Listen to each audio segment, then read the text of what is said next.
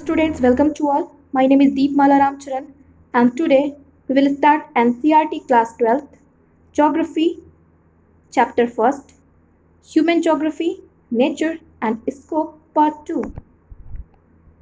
In my last lecture video, we read that the human geography is the synthetic study of the changing relationship between human societies and their physical or natural environment on earth.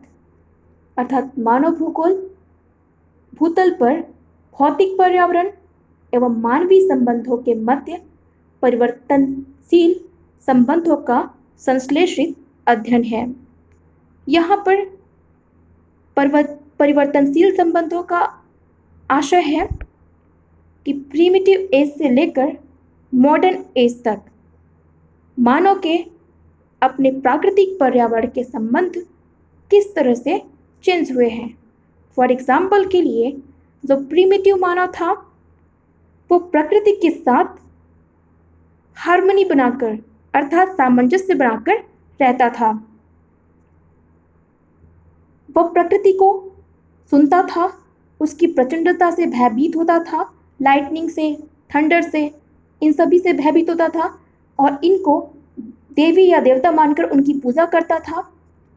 वह प्रकृति को माता कहकर पुकारता था तथा अपने भोजन के लिए प्राकृतिक पर्यावरण में स्थित पेड़ पौधों, जड़ों, फलों या जीव जंतुओं पर पूर्णतः निर्भर रहता था। वह प्रकृति में किसी भी तरह का परिवर्तन नहीं करता था। रहने के लिए वह पेड़ों, घास से बने घरों या फिर पत्थरों की गुफाओं में निवास करता था। धीरे धीरे जैसे जैसे टेक्नोलॉजी का विकास हुआ, मानव ने अपने फायदे के लिए पर्यावरण में परिवर्तन करना शुरू कर दिया। अब वह प्राकृतिक मानव से वैज्ञानिक मानव बन गया था। उसके तेजी से संसाधनों के विदोहन के चलते अनेक प्रकार की पर्यावरणीय समस्याएं उत्पन्न होने लगी। उदाहरण के लिए वैश्विक तापन अर्थात ग्लोबल वार्मिंग, ओजोन क्षरण, प्रदूषण, मृदा अवनयन और वर्तमान में कोविड-19 जैसी बीमारियां भी आपको देखने को मिल रही हैं।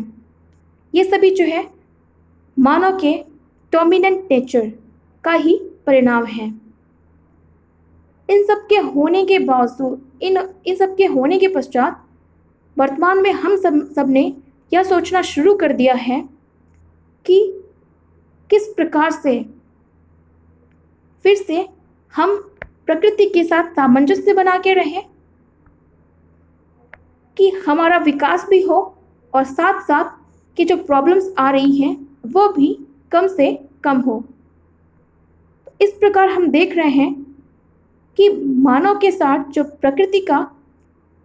प्रकृति के साथ जो मानव का रिलेशनशिप है, संबंध है, वो एंशिएंट टाइम से लेकर मॉडर्न टाइम तक चेंज होता रहा है और मानव भूगोल इन्हीं परिवर्तनशील संबंधों का अध्ययन करता है। अर्थात एंशिएंट एज में मानव और प्रकृति के संबंध कैसे थे? सामंजस्यपूर्ण थे। ठीक है, उस टाइम जो हमारी नेचर थी वो डोमिनेंट थी। उसके बाद जैसे जैसे टेक्नोलॉजी डेवलप हुई, मानव डोमिनेंट हो गया। ठीक है, अर्थात कभी नेचर डोमिनेंट थी, अब मानव डोमिनेंट हो गया। दोनों के रिलेशन में चेंज आ गया। और अब क्या है? अब जो है मानव प्रकृति के साथ सामंजस्य बना के चलने की बात सोच रहा है। तो इस तरह से क्या हुआ, एंशिएंट टाइम से लेकर आज तक जो है जो हमारा जो रिलेशन है प्रकृति के साथ वो चेंज होता रहा है। यही जो चेंज होते हुए रिलेशन है उन्हीं का अध्ययन हम ह्यूमन ज्योग्राफी में करते हैं। And we also read that nature and human are inseparable elements.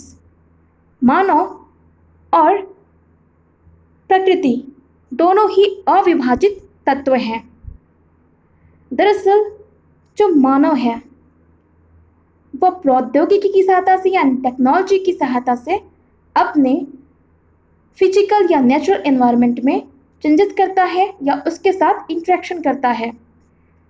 यह प्रौद्योगिकी यानी टेक्नोलॉजी किसी भी समाज के कल्चरल डेवलपमेंट के स्तर का इंडिकेटर होती है या सूचक होती है।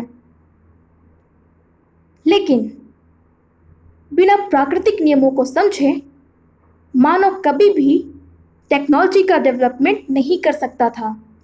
उदाहरण के लिए फ्रिक्शन एंड हीट की संकल्पनाओं ने ही आग की खोज में हमारी सहायता की। इसी प्रकार डीएनए एंड जेनेटिक्स के रहस्यों की समझ ने हमें बीमारियों पर विजय पाने के योग्य बनाया। अधिक तीव्र गति से चलने वाले यान विकसित करने के लिए हमें एयर डायनामिक्स के नियमों का प्रयोग करना पड़ता है। तो इस तरह से देख रहे हैं कि मानव टेक्नोलॉजी का डेवलपमेंट तभी कर पाया जब उसे प्रकृति का ज्ञान था। Now component of human geography, मानव भूगोल के घटक। Houses, villages, cities, road, rail networks, industries, farms, ports, items of our daily use, and all other elements of material culture have been created by human beings using the resources provided by the physical environment are known as components of human geography. घर, गांव, सड़क, रेलों का जाल, उद्योग, खेत, बंदरगाह, दैनिक उपयोग में आने वाली वस्तुएं तथा भौतिक संस्कृति के अन्य सभी तत्व जो भौतिक पर्यावरण द्वारा प्रदत्त संसाधनों का उपयोग करते हुए मानव द्वारा निर्मित किए गए हैं, उन्हें मानव भूगोल के घटक कहते हैं। Physical environment has been greatly modified by human beings. It has also in turn impacted human lives. भौतिक पर्यावरण मानव द्वारा वृहद स्तर पर परिवर्तित किया गया है, साथ ही मानव जीवन को भी इसने प्रभावित किया है। Nature of human geography, ancient time से लेकर मॉडर्न टाइम तक मानव और उसके नेचुरल एनवायरनमेंट के बीच जो संबंध रहे हैं, परिवर्तित होते हुए जो संबंध रहे हैं, उनके आधार पर ह्यूमन ज्योग्राफी के अध्ययन की प्रकृति को अर्थात ह्यूमन ज्योग्राफी के स्टडी के नेचर को 3 पार्ट्स में डिवाइड किया गया है। फर्स्ट है environmental determinism. Environmental determinism is the belief that the environment, most notably its physical factors such as landforms, climate, determines the pattern of human culture and social development. It's believed that ecological, climate, and geographical factors alone are responsible for human culture and individual decisions. Also, social conditions have virtually no impact on cultural development.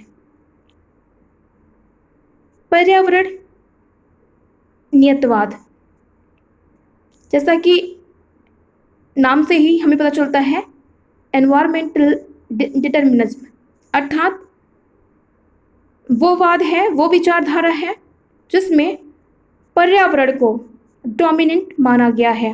ठीक है,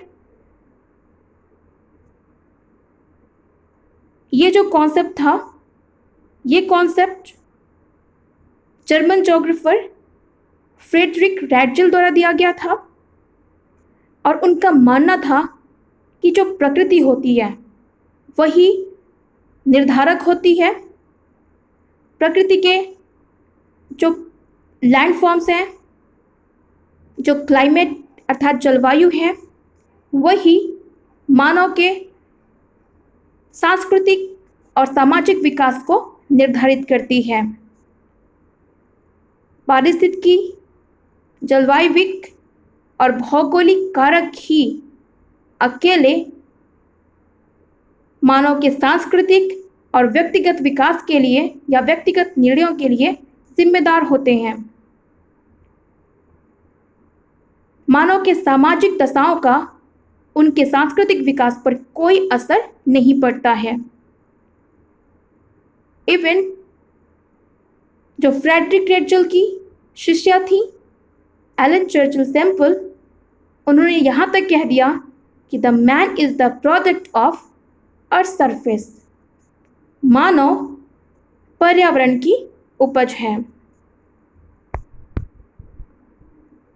second है possibilism अर्थात संभववाद।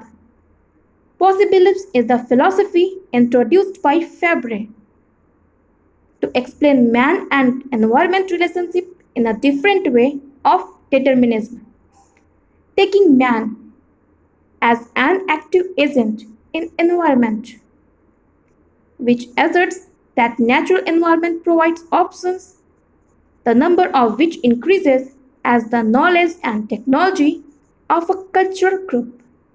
According to Fabre, there is no necessities but everywhere possibilities. This concept was developed by French geographer Guy de Laplace. जो संभववाद की विचारधारा है, सबसे पहले फ्रेंच जोग्राफर लूशियन फेब्रे ने उससे लोगों को परिचित कराया। उन्होंने प्रकृति और मानव के संबंधों को नियतिवाद से हटकर उसकी व्याख्या की। उन्होंने कहा कि मानव एक क्रियाशील अभिकर्ता है जो प्रकृति को चेंज कर सकता है। उन्होंने ये कहा कि प्रकृति में कहीं भी अनिवार्यता नहीं है, बल्कि हर जगह संभावनाएं ही संभावनाएं हैं जो मानव के ज्ञान और तकनीक के बढ़ने के साथ साथ बढ़ती जाती हैं। संभववाद की संकल्पना को सबसे ज़्यादा जो डेवलप किया था वो थे French geographer Vidal de la Blache. Now the third nature is neo determinism अर्थात नव नियतिवाद। Neo-determinism is the middle path of the environmental determinism and possibilism. This concept was given by Griffith Taylor to explain the human limitations. This concept is also known as stop and go determinism. भूगोलवेत्ता Griffith Taylor ने एक नई संकल्पना प्रस्तुत की जो दोनों विचारों एनवायरमेंटल डिटर्मिनिज्म और पॉसिबिलिज्म के बीच के मार्ग को दिखाता है, प्रदर्शित करता है। न्यू डिटर्मिनिज्म को हम स्टॉप एंड गो डिटर्मिनिज्म, रुको और जाओ निश्चयवाद भी कहते हैं।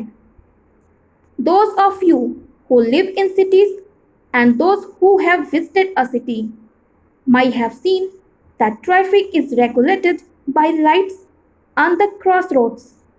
Red light means stop, amber light provides a gap between red and green lights to get set, and green light means go.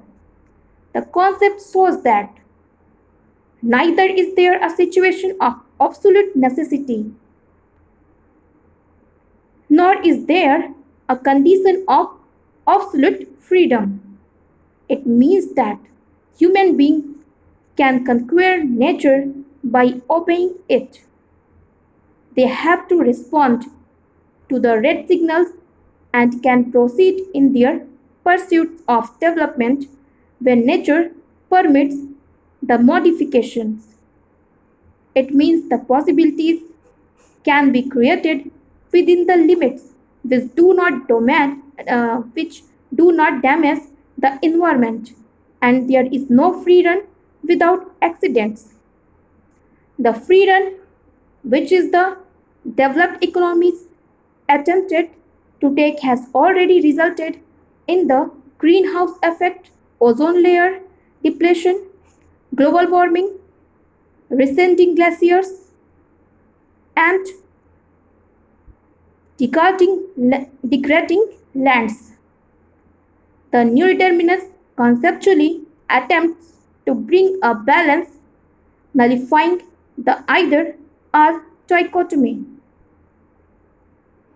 आप में से जो लोग शहरों में रहते हैं और जो शहर देख चुके हैं वो ज़रूर जानते होंगे कि शहरों में चौराहों पर यातायात का नियंत्रण लाइट्स द्वारा होता है। रेड लाइट्स का अर्थ होता है रुको, खतरा है। एम्बर यानी येलो लाइट्स का अर्थ होता है तैयार हो जाओ, और ग्रीन लाइट्स का अर्थ होता है जाओ। यह संकल्पना दर्शाती है कि ना तो पर्यावरण निश्चयवाद अर्थात नितांत की स्थिति की आवश्यकता है, और न ही मानव की स्वतंत्रता अर्थात संभववाद की दशा की आवश्यकता है। इस संकल्पना के अनुसार प्राकृतिक नियमों का अनुपालन करके हम प्रकृति पर विजय प्राप्त कर सकते हैं। जब प्रकृति लाल संकेत दे अर्थात जब कोई कैलामिटीज आए तो हम जो है प्रकृति में मॉडिफिकेशन करना रोक दें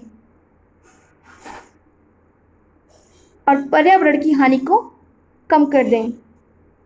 जब वो हमें ग्रीन लाइट्स दे तो हम जो है मॉडिफिकेशन फिर से शुरू कर सकते हैं।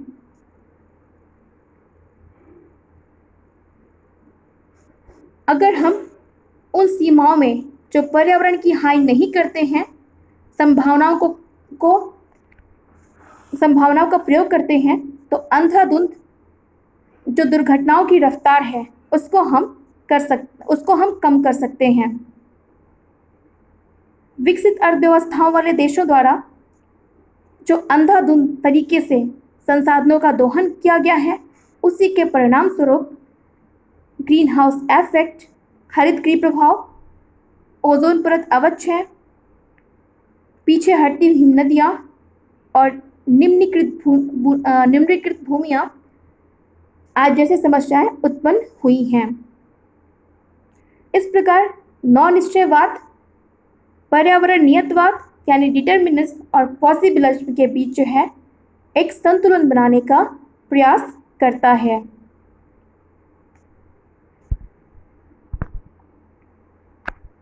आज के लिए बस इतना ही।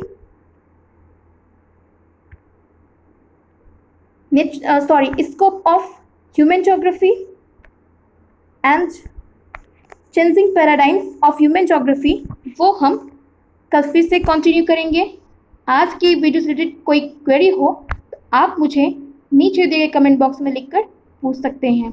Thank you.